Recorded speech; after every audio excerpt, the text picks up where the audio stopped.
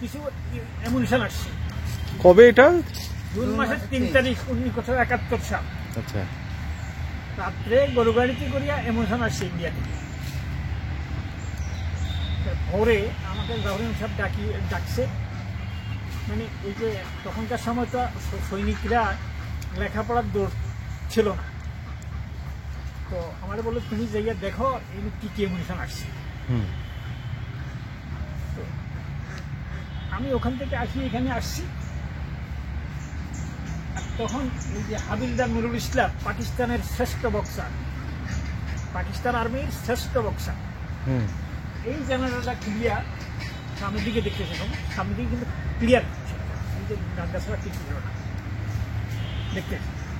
আমি মনে মনে ভাবলাম তাকে একটু নিষেধ করি যে আপনি এভাবে দেখেন যে শত্রু তো আমাদেরকে ওদের মানে ইয়া দিয়া ভাইনোকুলার দিয়ে দেখলে তো সব পরে গোলা চোখ মারবে। আবার ঠিক এই কথাটা চিন্তা ভাবনা করতে করতে তাহলে যে মুখগুলো আছে না, এই যে লোম আছে না, লোমগুলা ব্যাট বিলের মতো একটা ইয়ে হয়ে যাচ্ছে, জঙ্গলের মতো হয়ে যাচ্ছে। কাটা কি মনে মনে বলতেছি এ যদি মানে আমার বয়সের থেকে তার চাকরির বয়স বেশি, পাকিস্তান আর্মি থেকে সে মাত্র রিটায়ারমেন্টে আসছে, তো এ যদি গোসা করি আমার একটা সোয়ার দিতে পারে, সেটা আমার যুদ্ধ ওইখানেই শেষ। এই কইতে কইতে তখন একজাক্ট এখানে গোলা করছে আমার কি অবস্থা, একজাক্ট এখানে আসিয়ে তোলা গোলা পড়ার পরে ঝাঁঝরা হয়ে শেষ করি হুদো খামাখা গেন খামাখা গেন কথা ঝাঁঝরা হয়ে গেছে, রাত দিয়া ওখানে পড়ছে, এই পুকুরে পড়ছে। আর কিছু ক্যাপ্টেন সাহেব জাফরিন সাহেবকে ডাকতেছে,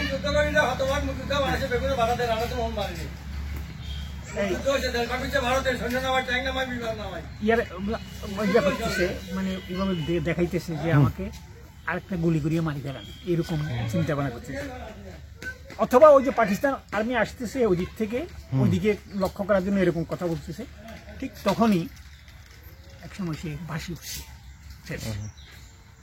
আমি এখানে ওই যে মানে ধানের পাড়া আসিল আর কি, পাড়াটাও উড়াই গেছে গোলা দিয়ে। আমি কখন এনে শুয়ে রয়েছি কেউ দেখতাম, এই পুরো এই পাশটা পুরা মানে যে টিনের টুকরা পুরো শরীরে রাখছে। পরে জাফরিন সাহেবের ব্যাটম্যান ছিল হাবিলদার আকবর করবেন বলে, দৌড়ে গিয়ে আইসা আমার কোনো তুমি নিষেধ দিয়ে নাম একটু যাও, মানে সেফ সাইডে যাইয়ে আগে ট্রিটমেন্ট না।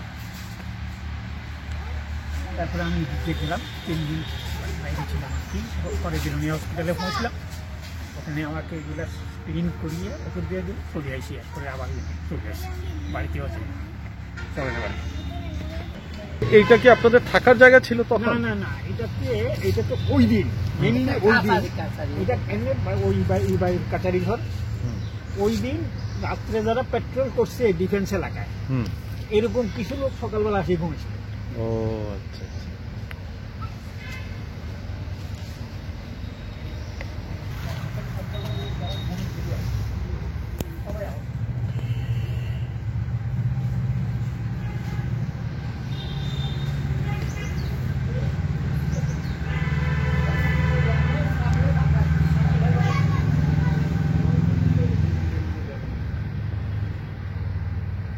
আমাদের লেফটেন্যান্ট মুখলেস সাহেব,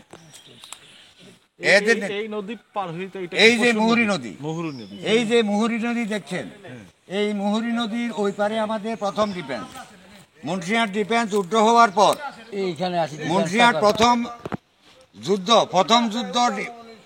উড্র করার পর আমরা ডিফেন্স করি মুহুরী নদীর ওই পারে, সাহেবনগর, মুহুরী নদী বরাবর সাহেবনগর, তারপরে চন্দনা প্লাস এই কাউতলি, আর হলো এককারে বিলোনিয়া মজুমদারহাট পর্যন্ত এই আমাদের তখন ডিপেন্ড ছিল। ওই ডিফেন্স থেকে আমরা কিছু লোক উইথড্র করে 3 তারিখ নভেম্বরের 3 তারিখ আমরা সন্দনা হইয়া সব ক্লোজ হইয়া সন্দনা এই নদীর মুহুরী নদীর ওই পার থেকে আমরা ডাইরেক্ট ভিতরে ঢুকে ডিফেন্স করা হয়। নদী কি তখন অনেক স্রোত ছিল? এটা নদী তখন এখানে কোনো ব্রিজ ছিল না, নদীতে শুধু পানি ছিল। তখন পানি ছিল কম, একদম কম পানি কম ছিল। তখন যে জাতি কোনো খনন ছিল না। এখন তো বালু টালু, তখন বালু তোলা ছিল না জীবনে। বালু তোলার পরে এখন কিন্তু এটা গর্ত হয়েছে। তখন তখন গভীর হয়ে গেছে, তখন গভীর ছিল না। তখন পানি ছিল হাঁটু নিচে। তখন কিন্তু বৃষ্টি ছিল, অগর বৃষ্টি ছিল, তারপরে নদীর পানি বাড়ে নাই। আপনারা যখন এই যুদ্ধের জন্য ক্রস করে আসলেন তখন কি বৃষ্টির মধ্যে আসলেন না? বৃষ্টি বৃষ্টি অগর বৃষ্টি, হ্যাঁ তখন বৃষ্টি, কখনো গুঁড়া কখনো জোরে এইভাবে হইতেছে। যখন আমরা পারি তখন গুঁড়া বৃষ্টি ছিল। পশ্চিম দিকে ছিল চন্দনা, তারপরে সাহেবনগর, উত্তর দিকে ছিল কাউতলি। এই নিয়ে আমাদের ডিফেন্স ছিল। আগের দিন ওইখান থেকে সমস্ত সৈন্যদেরকে ক্লোজ করে 2-1 করে ব্যাংকার রাখে, আর সব ক্লোজ করে এই চন্দনা গ্রাম হইয়া আমরা ডিফেন্স করার জন্য সন্ধ্যার সময় এখান দিয়ে আমরা পার হইয়া আমাদের ডিফেন্স শীতলিয়া, তারপরে পরশুরাম, ঘেরাও নিয়া আমাদের ডিফেন্স করা হয়। শীতলিয়া নদীর কুল থেকে আরম্ভ করে সেই সলিয়া পর্যন্ত, অপোজিটে ছাগলনাইয়া পরশুরাম লিঙ্ক রোড পর্যন্ত আমাদের ডিফেন্স। এরপরের ডিফেন্স 1 নম্বর সেক্টর। এই ডিফেন্স আমাদের তৈরি করা হয় 1 রাত্রের মধ্যে। আমাদের জাফর ইমাম সাহেব এই অনন্তপুরে থেকেই পুরো এলাকা উনি কমান্ড করেছেন। উনি সাব সেক্টর কমান্ডার, ওনার নেতৃত্বে এখানে যুদ্ধ হয়েছিল। এখানে আমাদের যুদ্ধ হয়েছে সমক যুদ্ধ। এই যুদ্ধে আমাদের প্রায় হতাহত প্রায় 3 থেকে 400 আমাদের মুক্তিযোদ্ধা। কিন্তু এর পরে আমাদের যেটা এখানে হয়েছে, আমরা যুদ্ধ ফেনীর থেকে পাক বাহিনী শীতলিয়া থেকে আমাদেরকে অ্যাটাক করে। কিন্তু সেখানে আমাদের যেই মেইন চেকপোস্ট যেটা ছিল, সেখানে ছিল আমাদের হাবিলদার এয়ার আহমদ, তার প্লাটুন নিয়ে। এখানে ছিল কমান্ডে ছিল লেফটেন্যান্ট মিজান সাহেব। অলকাতে ছিল আমাদের কমান্ডে ছিল তখনকার লেফটেন্যান্ট ইমামুজ্জামান সাহেব।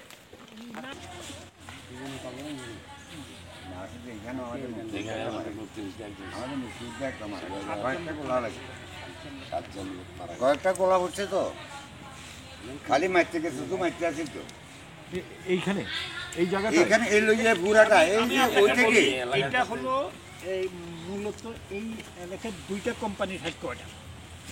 এটা কোম্পানি কমান্ডার ছিল লেফটেন্যান্ট মুখলেস সাহেব, উনি পাকিস্তান কমিশন অফিসার। হ্যাঁ, মুখলেস, ওনার সাথে কথা হয়েছে। হ্যাঁ, মুখলেস সাহেব একটু অসুস্থ এখন। হ্যাঁ অসুস্থ, কারণ বড় বয়স হয়ে গেছে। আর একেবারে একজাক্ট মসজিদের উত্তর পাশ দিয়ে হিসাবে এগুলো ছিল না। আর এখানে এই এত কিছু ছিল না। না এখানে তো নাই, বুঝছেন, এখানে ছিল ওনার বাংকার, এবং আমি আর উনি একাত্রী ছিলাম। তো এখন এমনভাবে এয়ার অ্যাটাক হইতেছিল এখানে 7টা মানে গোলা পড়ছে। এখানে বিমান থেকে 7টা গোলা পড়ছে। এই জায়গাটা গর্ত হয়ে গেছিল। আগে জমি আছে, এমনি মানে ওই যে জমিনটাও গর্ত হয়ে গেছিল। হ্যাঁ, পরে আমরা যখন বুঝলাম যে আমরা নিরাপদ নয় বাঙ্কারের ভিতরে, তখন মসজিদের ভিতরে ঢুকে গেছি। এবং মসজিদে বসিয়ে ঢুকিয়া 2 জনে মিললে আমার মনে হয় ধরেন ঘন্টাখানেক ভিতরে 1 প্যাকেট ওই যে ফানামা সিগারেট বই টান মিলেছি এই মসজিদের ভিতরে। কারণ আইয়া গোলা ফেলাইতেছে এখানে বিমান, মানে এইদিকে আমাদের লোক 7টা লোক মারা গেছে এখানে, এই বিমান গোলার বিমানে 7টা লোক মারা গেছে, 7টা লোক হাবিব বাইজিৎ সহ, আমি সবার নাম এখন মুহূর্তে বলতে পারছি না, বাইজিৎ সহ 7টা লোক মারা গেছে। এবং বাইজিৎ আমাকে মৃত্যুর আগ পূর্বকালে আমাকে ডাকিয়ে বারবার বলতেছে আমার বাড়িতে একটু খবর দিয়ে, কার খবর কারে দেবো, আর আমাদের 7টা লোক তো এখানে না, হ্যাঁ আপনি শিওর? 7টা লোক এখানে মারা গেছে। যাই হোক, মানে মানে এটা এত বিক্ষোভ দরকার নাই। এইখানে এটা হলো মানে কোম্পানি হেড করেছিল। ঘরের ভিতরে মসজিদে 2জন মারা গেছে, 2জন মহিলা মারা গেছে। না না, এটা মারা গেছে, এটা এয়ার অ্যাটাক না, এটা মারা গেছে আর্টিলারি বোম। এখানে এটা কিন্তু এয়ার অ্যাটাক, এখানেও মারছে, ওইখানেও মারছে, তারপরে ছিচুল্লাতেও মারছে, এয়ার অ্যাটাক তো সবখানে মারা গেছে। হ্যাঁ, এই দুদিন মসজিদের এয়ার অ্যাটাক ভিতরে হয়েছে না? আপনারা ইয়ে করছেন। হ্যাঁ, এয়ার অ্যাটাক তো 2 দিন হয়েছে, এই সন্ধ্যার সময় 4টা থেকে 4:30টার মধ্যে এয়ার অ্যাটাক 2 দিন হয়েছে। ফায়ার করে তারা হোল্ড করা লাগে, হোল্ড করানোর পরে এরপরে ফায়ার বৃষ্টিদারে ফায়ার করছে গরিবাস, এখন তো আর কেউ নাই। এরা এইদিকে মোকাবেলা করে এই অবস্থা নাই, কিন্তু ওইদিকে আছে, এখনো তারা টের পায় নাই। ফায়ার হচ্ছে, আওয়াজ হচ্ছে, কিন্তু এখনো কিসের ফায়ার এটা সেই আওয়াজ হয় নাই, এটা বুঝতে পারে নাই। এরপরে এই ফায়ার থেকে ভোরবেলা, এটা কিন্তু ভোর 7টার দিকে, এটা ভোর 7টা, কিন্তু ডিফেন্স তো সারা রাত্রে হয়েছে, ভোর 7টায় অ্যাকশন আমাদের আরম্ভ। প্রথম মারা গেছে এরামত, মৃত্যুর ফায়ার থেকে মৃত্যু। এরপরে হইল অ্যাকশন, এই যুদ্ধ, এই সেক্টরের সামনাসামনি মুখামুখি যুদ্ধ আরম্ভ হলো এখানে, এই প্রথম এইবার। এরপরে পাচেবি এরামত তো গেল মারা, গুলি খেলো, এরামতের গুলি এখান দিয়ে পরিমাণও এখানে বাড়িয়েছি, সাথে সাথে স্পটে মারা গেছে। যাই হোক, এরপরে এরামত কিন্তু আবার সেইখান থেকে মারা গেছে, মানে ও গুলি খাইতে, কিন্তু এখান থেকে আইসা এরা যখন মারা গেছে, যখন এরা মারা গেছে সেখান থেকে আইসা এই অস্ত্র নিয়ে গেছে, কিন্তু অস্ত্র নিয়ে গেছে যে পাঞ্জাবি তো ওইখানে আছে, পাঞ্জাবি সামনে আছে, ওরা ওইখান থেকে ছিল ট্রেন, সেটা এরামত ছিল ট্রেন, আমরা তখন ট্রেন্স করি, ব্যাংকার করি, এক রাত্রে ব্যাংকার করি সারে নাকি, কিছু ব্যাংকার করছে, ফলস ব্যাংকার, ট্রেন্স গুনা, সেখান থেকে যুদ্ধ চলতেছে। আইসা যখনই সে অস্ত্রগুনা নিয়ে যাচ্ছে, তখনই তাকে এই সব গুলি করলো, গুলি করার সাথে সাথে স্পটে সে মারা গেছে। এবারে মারা যাওয়ার পর যুদ্ধ তো চলতেই আছে, পরে যাইয়া মারা গেছে বিকেল বেলার দিকে না, এরামতকে এখান থেকে রেস্কিউ করা হয়েছে, মানে পুরো 1 ঘন্টা, একদিন পরে যাইয়া রেস্কিউ করা হয়েছে এরামতকে এখান থেকে, তো আমাদের এই ফানি পার্টন। মানে একজাক্ট এখান থেকে ওই যে কর্ণালী যে গ্রামটা আছে না, ওখানে কিন্তু অনন্তপুর জাফর ইমাম সাহেবের বাংকার ছিল আর কি। ওই কোন না না, অনন্তপুরে, এটা অনন্তপুর, আর এই অনন্তপুরের সন্দনা ফারুইয়া কোন জায়গায় অনন্তপুরে, আর ওই সাইডের উত্তর সাইডে হইল কাউতলি, উত্তর সাইডে কাউতলি। আর মিজান সাহেবের অবস্থান কিন্তু এখানে ছিল। হ্যাঁ, মিজান সাহেব ছিল এখানে, ইমামুজ্জামান সাহেব ছিল ওই সাইডে, ওই কোথায় দৌড়িগুলোতে না, হেলাল মোর্শেদ, আরেকটা স্পট আছে। হ্যাঁ, এলামুর সাহেব গুতুমাতে ইয়ে করছে আর কি। নেটের এখানে ছিল আমাদের একটা ব্যাংকার, এই ব্যাংকারে আর এক মিনিট, এখানে এটাতে ব্যাংকার ছিল না, ট্রেন ছিল, ট্রেন ছিল, ব্যাংকার থাকতে তো মারা যেত না, ট্রেন থাকাতে তো এইভাবে উঠে গেছে। এখানে মেনলি আমাদের ডিফেন্স এই এলাকা লইয়া, এই যে গ্রামগুনা লইয়া, আমরা এইভাবে ডিফেন্স প্রত্যেক এরিয়াতে ছিল, বুঝলেন? এরপরে এইখান দিয়ে যাইয়া ডাইরেক্ট আমাদের চলে গেছে একবারে সৈন্য হইয়া, ওই সৈন্য পর্যন্ত দিঘি আছে না, দিঘি পর্যন্ত। হ্যাঁ, তবে আপনি এই স্পটটা আগে দেখেন, যেমন ট্রলি, হ্যাঁ ট্রলি এখানে, ট্রলিটা মারা হয়েছে। কোথায় মারা হয়েছে? ট্রলিটাকে মারা হয়েছে এখানে, যখনই সেই ট্রলিটা এই দিক থেকে আসতেছে, আরেকবার বলেন।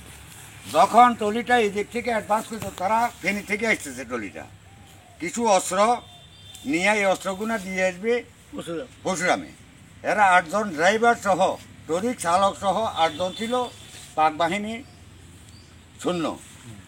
এরা নিয়ে এই অস্ত্রগুলো নিয়ে এই ট্রলিতে করে নিয়ে যাবে পরশুরাম। এই পর্যন্ত আসার পরে যখন এরামত ওইখানে ছিলেন, প্লাটন নিয়ে একটা সেকশন, এলামতের একটা সেকশনে প্লাটন এখানে বুড়াটা দিয়েছে, একটা সেকশন ছিল এখানে। কি হবে এটা, এই যে এরামত যেখানে মারা গেছে, এরামত মানে এই যে ট্রলিতে মানে যখন এরা পাকিস্তান আর্মির 2 জন অফিসার ট্রলিতে যাচ্ছিল আর কি, আমরা এখানে তো মানে তখন মানে আমাদের ভিতর কনফিউশন শুরু হয়ে গেছে যে তাকে যে কি পরশুরাম ভিতরে করতে দেব না দেব না। তো এর ভিতরে ওই যে পাকিস্তান মানে এরামত ওই যে LMG লই উঠাইয়া দিল আর কি মারিয়া, মানে ইয়া নো হেসিটেশন যাইয়া তো কাম বাড়াইব না, পিছিয়ে যাইয়া। ওখানে মানে ওই যে ট্রলিতে মনে হয় 8 জন ছিল বা 6 জন ছিল, এরকম কিছু ছিল। হ্যাঁ, ড্রাইভার 8 জন ছিল। এই 8 জনই কিন্তু সেখানে মারা গেছে এবং তাদের হাতিয়ার আমরা কভার করছি। এরপরে কিন্তু তারা ফুলগাজী থেকে, শালদর থেকে, ফেনীর থেকে মানে রিএনফোর্সমেন্ট করিয়া তখন আমাদের উপর আক্রমণ করছে আর কি। সেই আক্রমণেই কিন্তু সেই এরামত মারা গেছে ওখানে। ওই আমরা স্পটে গেলে ওটা পাবেন, এরামত বীর বিক্রম ওই অপারেশনের জন্য বীর বিক্রম খেতাব পেয়েছে। না, তখন একজন যিনি ওই যে অস্ত্র কেড়ে নেওয়ার পরে ওই যে গা থেকে ইয়ে আনতে গেছিল, আর পরে গুলি করে যে হ্যাঁ, ওইটাই এরামত, ওইটাই আর নায়ব সুবেদার এরামত। এই যে যখনই আমাদের এখানে ওরা আসলে জিনিসটা আমরা যুদ্ধের জন্য যে এখানে ডিফেন্স করছি, ওদের ওই আইডিয়া ছিল না। আমরা এক রাত্রের মধ্যে ডিফেন্স করা হয়েছে, যেটা মনে হয় 5 তারিখ রাত্রে, 3 তারিখ। হ্যাঁ, তারপরে যখন আমরা ডিফেন্স রাত্রে হয়ে গেছে, এরপরে পাখানাদার এখানে যারা ছিল ওরা একটু টের পাইছে। টের পাওয়ার পরে এইখান থেকে পরশুরামে আমাদের পাক বাহিনী আছে, তারপরে আর গুতুমাল আছে, লেসু বাগান আছে, ওদের তো ক্যাম্প করা আছে। ওদের কাছে ইনফরমেশন দিচ্ছে, ওরা ওইখান থেকে আমাদের উপর ফায়ার করতেছে। এখান থেকে তখন ফায়ার যখন করতেছে তখনই ওরা পাক বাহিনী আবার ফুলগাজী, আবার তাদের হেডকোয়ার্টার ফুলগাজী থেকে ওরা ওইখানে ওদেরকে ইনফরমেশন দেওয়া হয়েছে আসলে এখানে এমবুশ না, ওদের ডিফেন্স। কারণ আমাদের থেকে তো মোকাবিলা, ট্রলিটা মারার পরে তো মোকাবিলা হয়ে যাচ্ছে। ভোর 7টার দিকে মনে হয় ট্রলিটা এখানে মারা হয়েছে। এই রেললাইনের উপরে ট্রলিটা দাঁড়িয়েছিল, এখান থেকে কিছু অস্ত্র নিয়ে পরশুরামে ওদের পরশুরাম ক্যাম্প গুনাতে পৌঁছায় দেওয়ার জন্য। কিন্তু আসলে সেটা এরামতের কারণে তখন সেটা আর আগাইতে পারে নাই। তখনই ওরা বুঝতে পারছে আমরা এখানে একটা ডিফেন্স করা হচ্ছে। তখন পাঞ্জাবি ওই দিক থেকে, ফেনীর থেকে, ফুলগাজী থেকে অ্যাডভান্স শুরু করছে। এই তখন মোকাবিলা শুরু হলো আমাদের থেকে আর ওদের থেকে। এটা কিন্তু আমাদের ডিফেন্স কিন্তু পেছনে। আমাদের একটা আমাদের ডিফেন্স যেমন মনে করি এখানে একটা পুকুর আছে, ওই পুকুর আছে এখানে আমাদের কিছু পাক বাহিনীদেরকে একটু দেখা শো করার জন্য, কারণ আমাদের উপর অ্যাটাক হইতে পারে। তখন অ্যাটাক হয় নাই, পরে হবে, কিন্তু অ্যাটাক হইতে পারে এই সম্ভাবনা ছিল। আমাদের বস হইল যেমন মনে করেন আমাদের এখন লেফটেন্যান্ট কর্নেল জাবর ইমাম সাহেব, উনি ছিল সাব সেক্টর কমান্ডার। ওনার ইনফরমেশন অনুযায়ী উনি কিছু ফলস ব্যাংকার করেছিল ওই পুকুর পাড়ে। ব্যাংকার বড় বড় ব্যাংকার উপর দিয়ে চাপা দিয়ে দিয়েছে, কিন্তু ব্যাংকারের মধ্যে কেউ নাই। আমাদের মুক্তিযোদ্ধা যারা আছে সবাই দান খেতে ওই গ্রামের এইভাবে, কারণ ওইটা তখন আমাদের এই জিনিসটা হয়েছে 21 তারিখ অক্টোবরের 21 তারিখ থেকে। কিন্তু এখানে আমরা ডিফেন্স কীভাবে আমরা জানি না ডিফেন্স হবে, এটা আমরা বুঝি নাই। কিন্তু আমাদের যে সাব সেক্টর কমান্ডার ওনার ইয়েতে আমাদের পানীয় প্লাটনকে মাঝে মধ্যে আমাদেরকে দেখিতে পাঠাইতো। কী জন্য পাঠাইছে এটা আমরা জানি না, কিন্তু আমাদের বলে এখানে কী অবস্থান আছে, শীতলার অপোজিটে শৈলাগ্রাম কী অবস্থান আছে, তারপর অলকা কী অবস্থান আছে। তখন কিন্তু আমাদের ডিফেন্স নদীর ওই পারে, আচ্ছা, সাহেবনগর লইয়া, চন্দনা লইয়া, কাউতলি লইয়া আমাদের ডিফেন্স। তখন ওইখান থেকে আমাদেরকে তখন আমরা তখনও রেকি করে গেছি, এখানে এই পজিশন, এখানে এই পজিশন, পাঞ্জাবি ফুলগাজী আছে, পাঞ্জাবি কিছু শীতলিয়াতে আছে, পাঞ্জাবি পশ্চিমে আছে, আমরা এই রেকি গোনা করে দিয়েছি। কিন্তু তারপরে যাইবে এখন পরে যাই আমাদের ডিফেন্স এক রাতের মধ্যে সন্ধ্যার থেকে আরম্ভ হয়েছে, রাত্রে আমরা সব এইটাই ডিফেন্স করা হয়েছে। এই ডিফেন্স মোকাবিলা করতে যাইয়ে আমাদের এরামত প্রথম দিন, এরামত প্রথম অবস্থাতে এরামত মারা গেছে। এরপর তো আমাদের বহু মুক্তিযোদ্ধা মারা গেছে, আমরা এইভাবে কন্টিনিউ মনে করেন এখানে 6 তারিখ 5 তারিখ রাত্র পর্যন্ত এখানে আমাদের যুদ্ধ হয়েছে। আমরা অ্যাডভান্স 5 তারিখে আমরা এই দিক থেকে চলে গেছি। 5 তারিখ না, এখানে তো যুদ্ধ হয়েছে মনে হয় আমরা নভেম্বরের নভেম্বরের শেষে দিয়ে গেছি এখান থেকে বদুয়াতে যাই আমাদের একটু হোল্ড হয়েছে। 10 তারিখে আমরা পরিবেশ ক্রস করছি হ্যাঁ, নভেম্বরের 10 তারিখে আমরা এই দিক থেকে পার হয়ে গেছি। তখন অ্যাডভান্স করে আমরা সামনের দিকে চলে গেছি। তো ওরা পাক বাহিনী এখানে এই এলাকায় পাক বাহিনী এমনভাবে তারা অ্যাডভান্স করেছেন যেটা আসলে আমাদের মুক্তিযোদ্ধারা, আমরা তো ছিলাম এইভাবে কেউ ট্রেনসে, কেউ ব্যাংকারে, কেউ এমনি ধান খেতে, ফায়ার মুক্তিযোদ্ধাদের চলতেছে, কিন্তু ওরা ওপেন এইভাবে রানিংয়ের উপর আছে, কিন্তু গুলি খেতেছে। তারপরও এই মাঠে দিয়ে, এটা তো ঘর বাড়ি ছিল না, এই মাঠে দিয়ে দেখা গেছে এগুলো ঘর বাড়ি ছিল না, এগুলো সব মাঠ ছিল, জমি ছিল, হ্যাঁ জমি।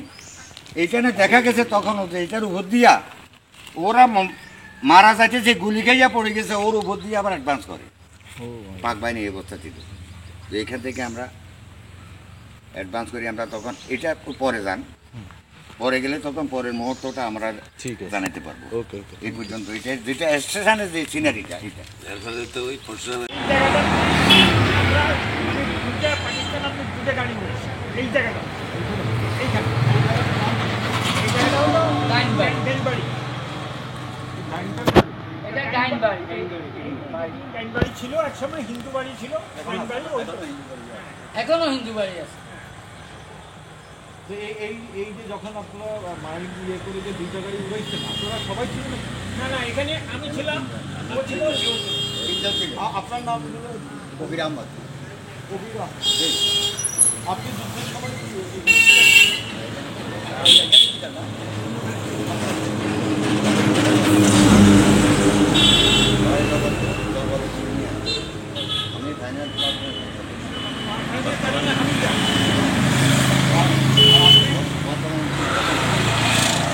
তোমার মুক্তিযোদ্ধা থানা কমান্ডার। ওই মাহমুদুল্লাহ বর্তমান বাড়ি দক্ষিণবাড়িয়া সাধারণ তালুকপুর। আমি পাইনিয়ার প্লাটুনের একজন সদস্য, 1971, বর্তমান সহকারী উপজেলা কমান্ডার। এখন একটু আপনাদের বর্ণনা দেন তো কীভাবে এখানে কোন জায়গাটায় কী করছিলেন বলুন ভাই। আমরা এই রাস্তাটা দিয়ে, প্রথম দিক থেকে যে রাস্তাটা দিয়ে আসে, রাস্তার মাথা ওই রাস্তাটা দিয়েই কিন্তু আমরা ইন্ডিয়া থেকে আসছি। ওই রাস্তা হ্যাঁ, ওই রাস্তাটা আসিয়া এখানে একটা জায়গা পেলাম যেখানে গর্ত ছিল, গর্ত ভিতরে ওরা ওই ইটের সুটি টুটি ফেলে যায়, এটাকে গাড়ি চলাচলের জন্য লতা পাতা দিয়া আমরা ওই যে ওখান থেকে এই মানে এই যে লতা পাতাগুলো সরাইয়া আর গর্ত করা লাগে, ওইটা সরাইয়া মাইনগুলা, ওই যে রোগুলো আছে না, এই রোর ভিতরে বসাইয়া আবার ওই যে লতা পাতাগুলা দিয়ে ঢাকে দিছি, ঢাকে দিয়ে আমরা চলে গেছি। এখানে 3টা মাইন বসেছিলাম, রো আছে না, এই রো থেকে একটু বাইরে লাগাইছি।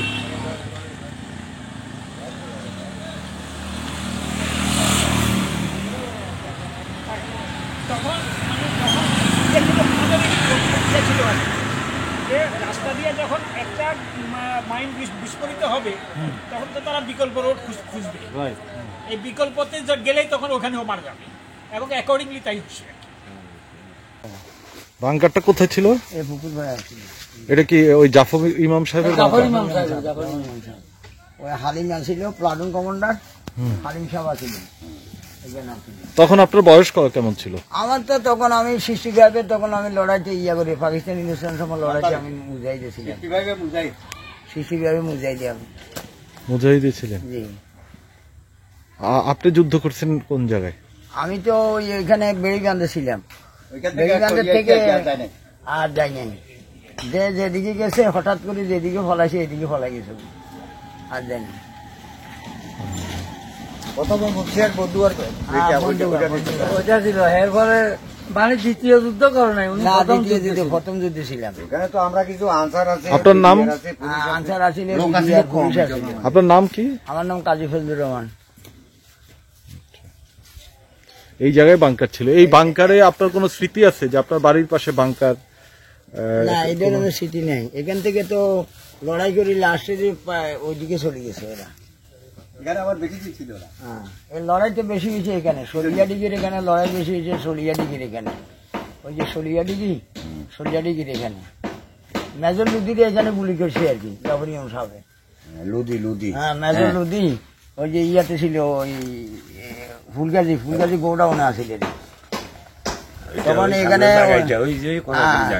হ্যাঁ, ওই যে এখানে আমরা ওই যে টলিতে আসিল তখন সামনে সামনে ওইদিকে মেজর লুদিকে গুলি করছিল? মেজর লুদিকে গুলি করছিল এখান থেকে, সেখানে মারা গেছে মেজর লুদি। পাকিস্তানি? পাকিস্তানি। এটা জাফর ইমাম সাহেব নিজে গুলি করছে? জাফর ইমাম সাহেব। আচ্ছা আচ্ছা। গুলি করছে তো মূলত আরাম তখন তো এলাকাটারই গুলি। বুঝছি আপনি এখানকার জায়গাটা ঠিক আছে তো? এখানে জায়গা ঠিক আছে। আর উনি যখন ব্যাঙ্গা থেকে উঠতো তখন ওই এদের বাড়িতে বসে জাফর ইমাম সাহেব লাস্টে। এখান থেকে আমাদের 1971 সালের নভেম্বরের ফার্স্ট উইক, নভেম্বরের ফার্স্ট উইক আমরা এখান দিয়ে আমাদের লেফটেন্যান্ট কর্নেল জাফর ইমাম সাহেব সাব সেক্টর কমান্ডার, ওনার নেতৃত্বে আমাদের ডিফেন্স ছিল পশ্চিম দিকে ছিল চন্দনা, তারপরে সাহেবনগর, উত্তর দিকে ছিল কাউতলি। এই নিয়ে আমাদের ডিফেন্স ছিল। আগের দিন ওইখান থেকে সমস্ত সৈন্যদেরকে ক্লোজ করে, 2-1 করে ব্যাংকারে রাখে, আর সব ক্লোজ করে এই চন্দনা গ্রাম হইয়া আমরা ডিফেন্স করার জন্য সন্ধ্যার সময় এখান দিয়ে আমরা পার হইয়া আমাদের ডিফেন্স শীতলিয়া, তারপরে পরশুরাম, ঘেরাও নিয়া আমাদের ডিফেন্স করা হয়। শীতলিয়া নদীর কুল থেকে আরম্ভ করে সেই সলিয়া পর্যন্ত, অপোজিটে ছাগলনাইয়া পরশুরাম লিঙ্ক রোড পর্যন্ত আমাদের ডিফেন্স। এরপরে ডিফেন্স 1 নম্বর সেক্টর। এই ডিফেন্স আমাদের তৈরি করা হয় 1 রাত্রের মধ্যে। আমাদের জাফর ইমাম সাহেব এই অনন্তপুরে থেকেই পুরো এলাকা উনি কমান্ড করেছেন। উনি সাব সেক্টর কমান্ডার, ওনার নেতৃত্বে এখানে যুদ্ধ হয়েছিল। এখানে আমাদের যুদ্ধ হয়েছে সমক যুদ্ধ। এই যুদ্ধে আমাদের প্রায় হতাহত প্রায় 3 থেকে 4। এটা হলো মানে চিতলিয়া রেল স্টেশন। আর ওই যে মানে সেকেন্ড ওয়ার যেটা, হ্যাঁ, মানে সেকেন্ড ওয়ারের সময় এইটা কিন্তু পাকিস্তানিদের অকুপাইড এরিয়া।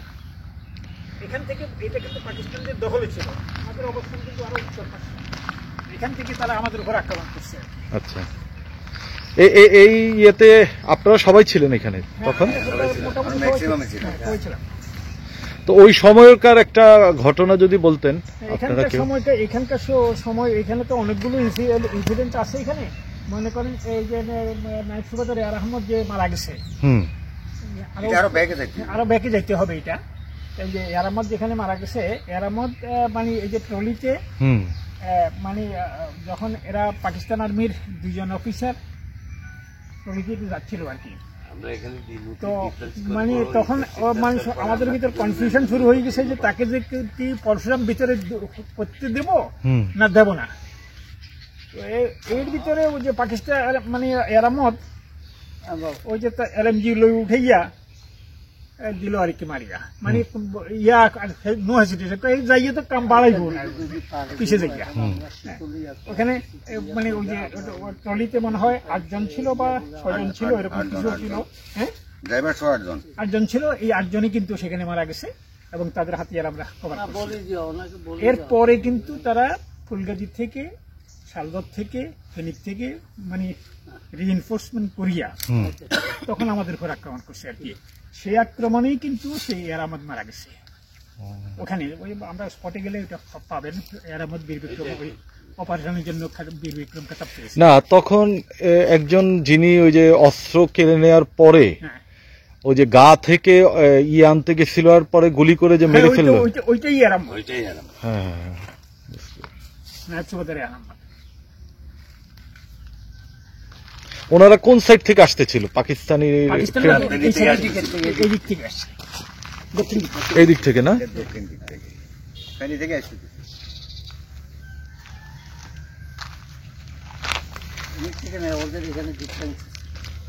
না, এখানে এখানে তাদের একটা ক্যাম্প ছিল, অল্প কয়েকজন ছিল।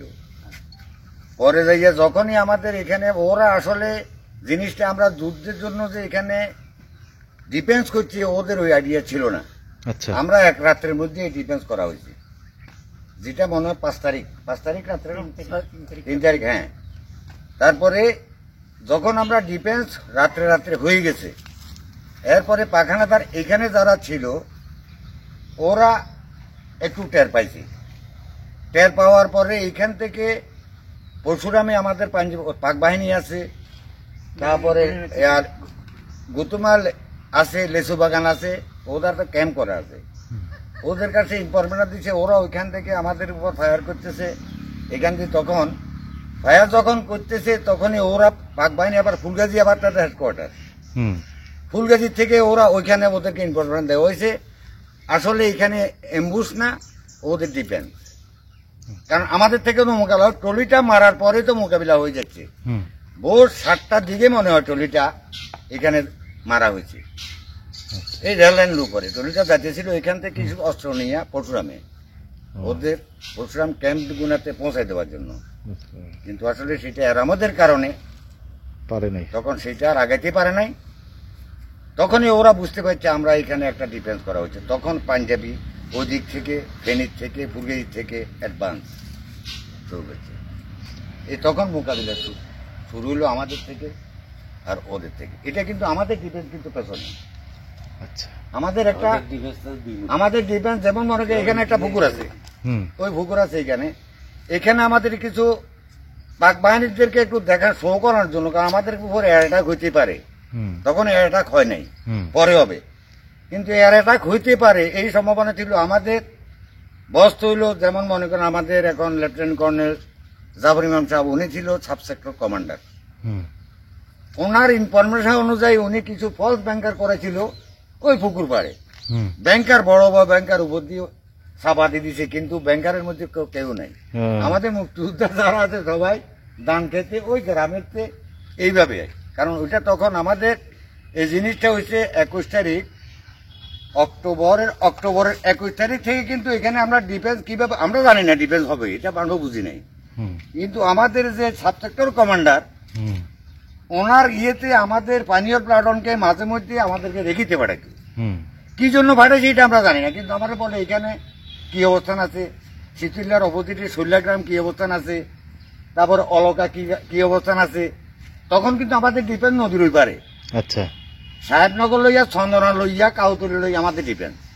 তখন ওইখান থেকে আমাদেরকে আমরা তখনও রেকি করে গেছি, এখানে এই পজিশন, পাঞ্জাবি ফুলগাজী আছে, পাঞ্জাবি কিছু শীতলিয়াতে আছে, পাঞ্জাবি পরশুরামে আছে, আমরা এই রেকি গোনা করে গেছি।